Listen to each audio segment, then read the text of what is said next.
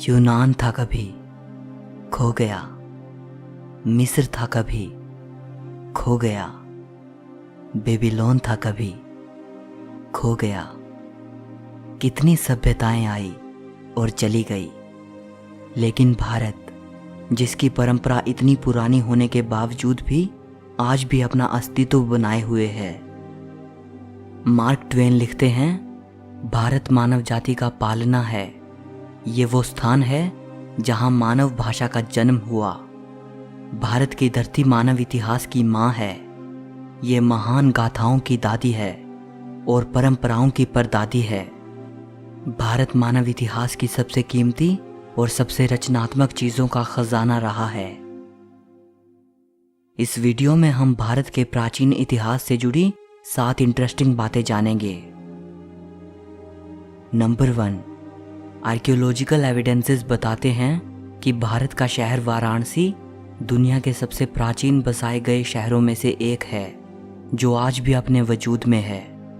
इसे बनारस भी कहा जाता है और ऋग्वेद में इसे काशी कहा गया है।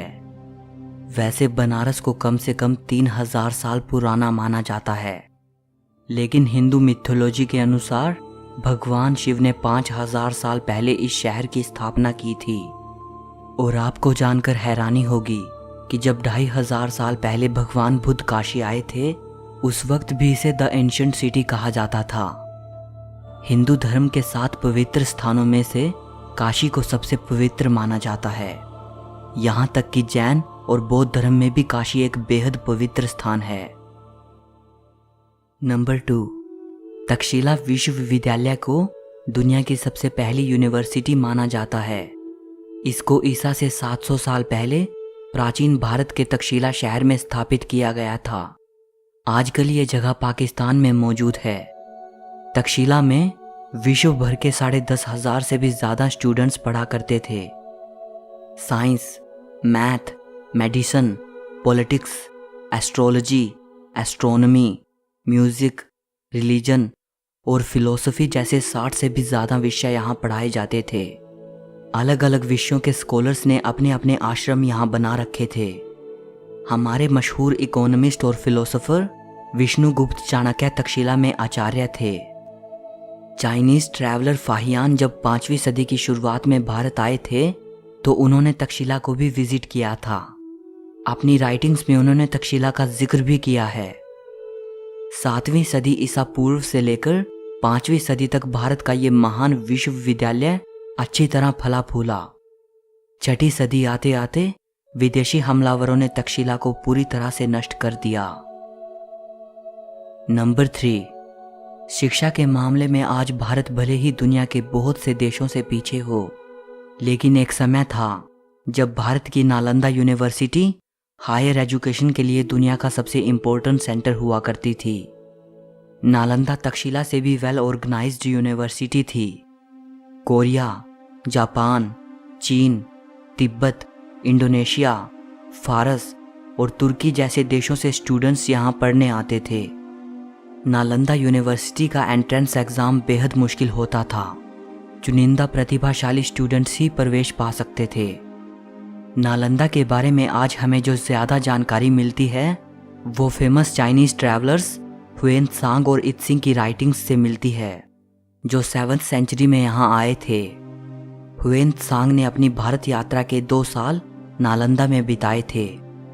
शुरुआत में वो एज अ स्टूडेंट यहाँ रहे, फिर बाद में उन्होंने यहाँ पढ़ाया भी। हुएन त्सांग लिखते हैं कि जब वो नालंदा आए थे, उस वक्त वहाँ 10,000 स्टूडेंट्स थे और 1510 आचार्य थे। ये अनुमान लगाया जाता है कि एक समय में हमारे ग्रेट मैथमेटिशियन आर्यभट्ट नालंदा के हेड थे। नालंदा में हजारों स्टूडेंट्स और स्कॉलर्स के अध्ययन के लिए एक विशाल लाइब्रेरी थी। इस लाइब्रेरी में 3 लाख से भी ज़्यादा किताबें थीं।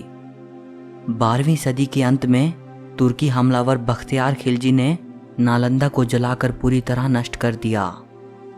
किसी ज़माने में नालंदा एक भव्य यूनिवर्सिटी हुआ करती थी। आजकल बस उसके खंडहर ही शेष बचे हैं। नंबर 4, इंडस वैली सिविलाइजेशन के जन्म से ही भारत का इतिहास शुरू हुआ माना जाता है। ये दुनिया की 3 सबसे प्राचीन सभ्यताओं में से एक थी, मेसोपोटामिया, एंशिएंट इजिप्ट और इंडस वैली सिविलाइजेशन। और अगर इसे एंशिएंट इजिप्ट और मेसोपोटामिया की सभ्यताओं से कंपेयर करें तो इंडस वैली सबसे ज़्यादा वाइड स्प्रेड सिविलाइजेशन थी। अगर इंफ्रास्ट्रक्चर और टाउन प्लानिंग की बात करें तो इंडस वैली सिविलाइजेशन उस समय के लिए एक बेहद एडवांस्ड सभ्यता थी। सिंधु घाटी सभ्यता के बारे में ये माना जाता है कि यह सभ्यता 3300 ईसा पूर्व से लेकर 1300 ईसा पूर्व तक अस्तित्व में थी। लेकिन नई डिस्कवरीज ये बताती हैं कि यह सभ्यता कम से कम 8000 साल पुरानी हो सकती है। 1920 तक हमें इस सभ्यता के बारे में कुछ भी नहीं पता था। 1920s में जब इंडिया के आर्कियोलॉजिकल डिपार्टमेंट ने इंडस वैली में खुदाई की तो वहाँ इस सभ्यता के 2 पुराने शहरों मोहेंजोदारो और हड़प्पा के अवशेष मिले थे। इसके बाद ही हमें इंडस वैली सिविलाइजेशन के बारे में पता चला। मोहेंजोदारो और हड़प्पा ये दोनों साइट्स अब पाकिस्तान में हैं। सिंधु घाटी सभ्यता के बारे में अभी तक बहुत ही कम जानकारी मिल पाई है और बहुत से प्रश्नों का जवाब मिलना अभी बाकी है। नंबर 5, जीरो का आविष्कार भारत में हुआ था। 2 महान इंडियन मैथमेटिशियंस ब्रह्मगुप्त और आर्यभट्ट को जीरो के आविष्कार के लिए क्रेडिट दिया जाता है और जिनको आज दुनिया अरबिक न्यूमरल्स कहती है, इनका आविष्कार अरब में नहीं हुआ था बल्कि 6th और 7th सेंचुरी में इनको इंडियन मैथमेटिशियंस ने इन्वेंट किया था। अरब और फारस के लोग इनको हिंदू न्यूमरल्स कहते थे। अल किंदी जो कि अरब के मैथमेटिशियन थे और अल ख्वारिज़मी जो कि फारस के मैथमेटिशियन थे। इन दोनों की राइटिंग्स के जरिए ही ये भारतीय न्यूमरल सिस्टम यूरोप तक पहुंचा था और इसीलिए बाद में यूरोपियंस इनको अरबिक न्यूमरल्स कहने लगे थे। आइंस्टाइन लिखते हैं, हम भारतीयों के बेहद ऋणी हैं जिन्होंने हमें गिनती करना सिखाया, जिसके बिना कोई भी सार्थक वैज्ञानिक खोज नहीं की जा सकती थी। नंबर 6, सर्जरीज कितनी मुश्किल होती हैं और अगर आप एक ऐसे ज़माने में हो जब स्कैल्पल का आविष्कार ही नहीं हुआ था तब तो इसकी कल्पना भी नहीं की जा सकती। आज से 2600 साल पहले एक एंशिएंट इंडियन फिजिशियन सुश्रुत बेहद कॉम्प्लेक्स सर्जरीज किया करते थे, जैसे cataract, kidney stones, artificial limbs, rectifying fractures और इवन प्लास्टिक सर्जरी। सुश्रुत को पहला व्यक्ति माना जाता है जिसने इंसानों पर सबसे पहले मेडिकल सर्जरी परफॉर्म की, इसीलिए इनको फादर ऑफ सर्जरी भी कहा जाता है।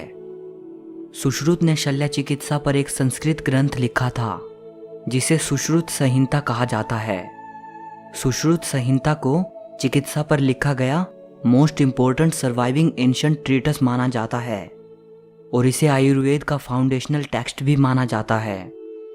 सुश्रुत संहिता में 184 चैप्टर्स हैं जिनमें जिक्र मिलता है 1120 बीमारियों का, 700 मेडिसिनल प्लांट्स का, 64 प्रेपरेशंस फ्रॉम मिनरल सोर्सेज और 57 preparations based on animal sources.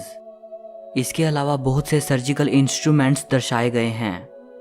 8वीं सदी में सुश्रुत के इस महान ग्रंथ को किताब शाह शुन अल हिंदी नाम से अरबी भाषा में भी ट्रांसलेट किया गया था।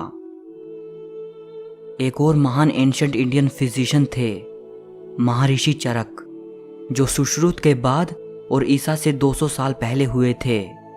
इनकी शिक्षा तक्षशिला में हुई थी। चरक को पहला फिजिशियन माना जाता है जिसने डाइजेशन, मेटाबॉलिज्म और इम्यूनिटी के कॉन्सेप्ट को सामने रखा। महर्षि चरक की मेडिकल ट्रीटस चरक संहिता को आयुर्वेद की एनसाइक्लोपीडिया माना जाता है।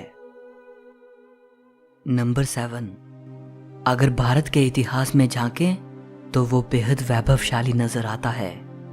ब्रिटिश रूल से पहले भारत दुनिया के सबसे अमीर देशों में शुमार हुआ करता था, या संभवतः सबसे अमीर देश। यूं ही नहीं, ये देश विश्व भर में सोने की चिड़िया कहलाता था। अगर कहा जाए तो गलत ना होगा कि इस देश की मैसिव वेल्थ ने ही इतने इन्वेडर्स को यहां आकर्षित किया। हैरानी की बात है कि इस देश को खोजने की चाहत ने अमेरिका की खोज करवा दी। कोलंबस जो भारत के लिए निकला था और गलती से अमेरिका पहुंच गया। और कोलंबस के महज कुछ साल बाद ही वास्को ड गामा भारत की जमीन पर कदम रखने वाला पहला यूरोपियन बना। सो इस वीडियो के लिए बस इतना ही। अगर आपको वीडियो अच्छी लगी हो तो लाइक और शेयर कर देना, और हिस्ट्री से जुड़ी ऐसी ही वीडियो देखने के लिए चैनल को सब्सक्राइब करके घंटी को दबा देना। सो मिलते हैं अगली वीडियो में।